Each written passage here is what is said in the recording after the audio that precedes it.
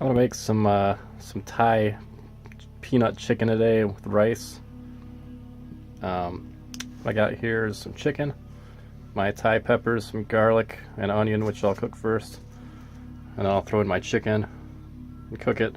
I'll throw in these criminies, and then I'll add some little water to some peanut butter and throw that in to get the peanut thing going on. Probably spray in some soy sauce at some point. Also mix in my chili garlic sauce. That's a key ingredient here. Key ingredient. And then I also got some salt and pepper. And broccoli will go in there too. Probably towards the end, I figure. And I might actually skip the rice and just try to make I'll make a wrap. See how that tastes. That's the plan. So I think I'm gonna use like one bulb of garlic. I think that's good enough.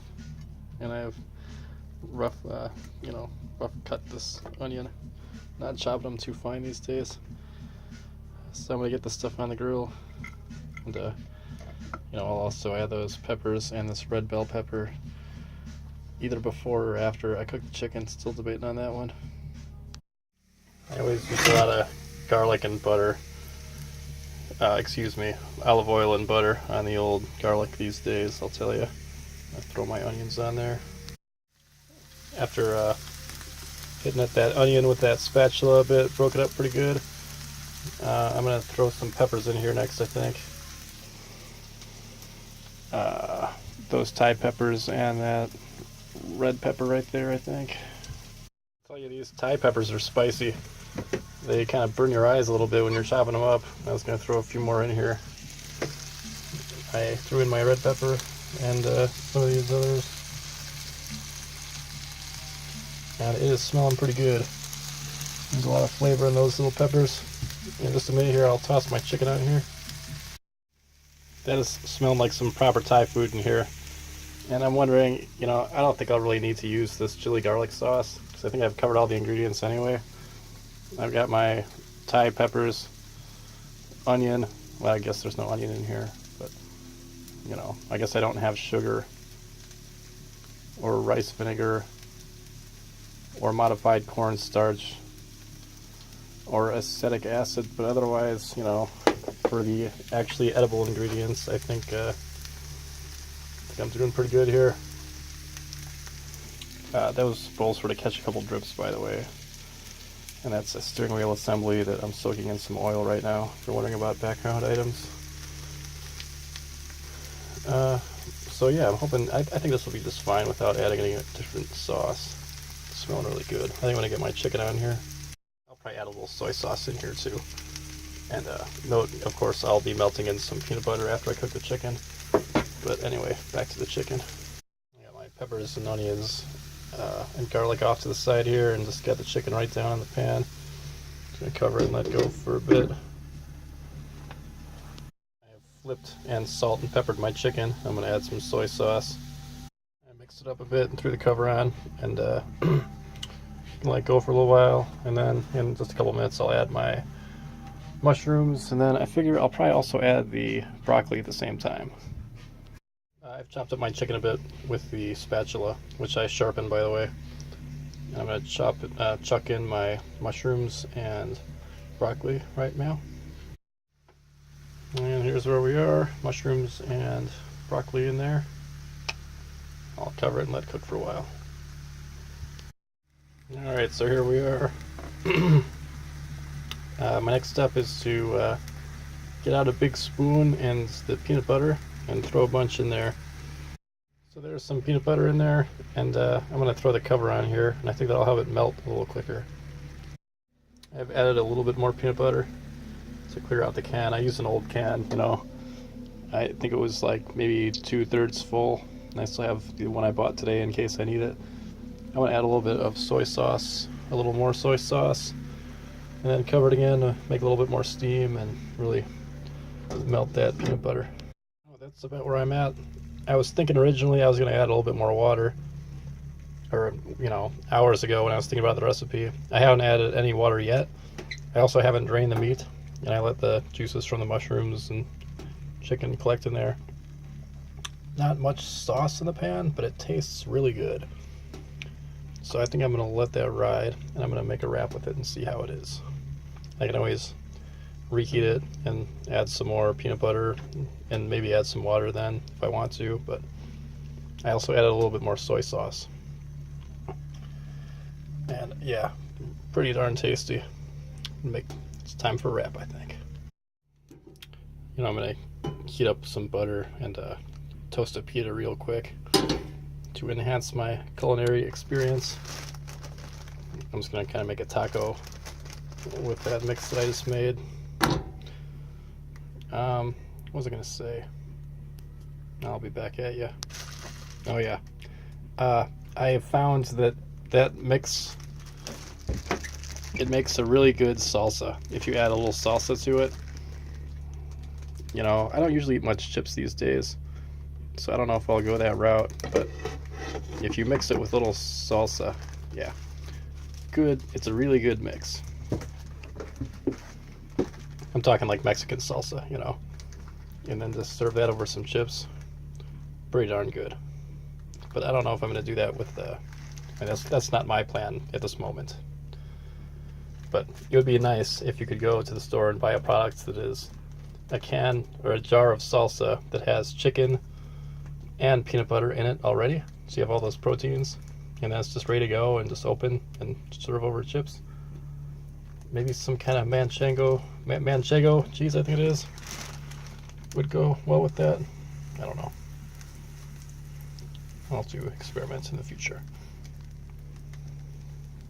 And I gotta tell you, all these products I've been dealing with lately, and today in particular, are all junk. All these consumer grade products, they should be illegal. It should be, you know, industrial grade products where you can rebuild them if you want to. Because this consumer grade merchandise, it's designed to fail, and it doesn't take too long to fail either. It seems like I have to replace my water pump or my shower pump that pumps water out of my shower every year or two. And if you look over a lifetime, I mean, what, I'm supposed to buy new pumps every 2 years? Are you serious? And I'm supposed to be able to sail across the ocean and you know, rely on this equipment when that's the lifespan is 2 years if you're lucky? It's ridiculous. And these people, you know, they lease a car for 2 years and then trade it in again. They think that's okay. Well, that's waste. You know? I mean, I wear a pair of shoes for 2 years. I let that get burned. I quit being philosophical while I'm cooking. Anyway, I'm gonna make a wrap here in a minute. But I'm telling you, we have to work on these products. When you buy something, it should be designed to last for 5 or 10 years. And we can't allow, it can't be that you can either buy a junky one that'll break in a year, or you can buy a nice one. We need to make it so you can only buy a nice one. It'll help everyone.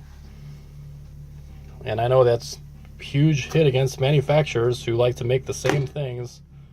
We have to buy the same merchandise over and over again every couple years. But, you know, if we can make merchandise that actually lasts for a long time, 5-10 years maybe, or more, which is typically what industrial grade equipment is built to last for anyway, it'll help everyone. Seriously. So maybe I had to throw that pita in the garbage and start over on the pita. Who cares? 25 cents, 50 cents worth of pita, big deal. I get distracted sometimes. But seriously though, imagine if you buy a car and it lasts you for 20-30 years.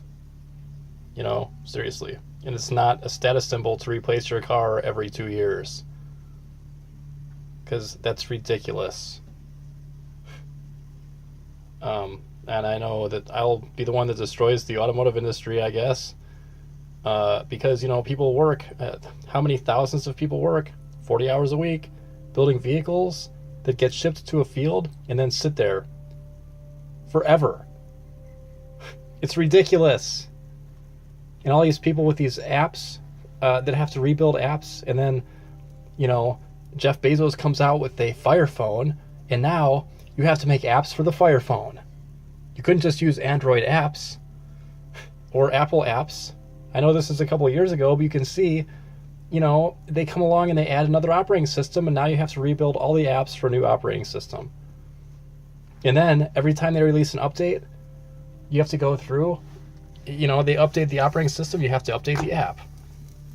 And all the documentation, and you would not believe the waste on a virtual product. It's ridiculous. Anyway. And the way I see it with these engines in cars nowadays, you know, you have the same engine you had in your car 30, 40 years ago in the 70s. There's no difference, hardly at all, between fuel injection and carburation, the carburetors. What they've done is they've taken something that is physical, an engine, and they have now added software that is non-physical. So there's now a non-physical component that you have to update all the time for something like an engine. Not even joking. Anyway, I gotta eat something today. Anyway, that's a wrap. And I'll let you know how it is. Catch you later. That was pretty good. I'm making another one because I'm just that hungry. And I'm wondering, you know, maybe in the future I'll experiment with some, I don't know, maybe throwing some cheese on there. And or I'll use a little bit more broccoli in this next wrap because the broccoli seems to add good texture, a little crunch to the wrap. Otherwise, maybe some raw onion. Not sure. Anyway, hope you enjoy. Catch you later.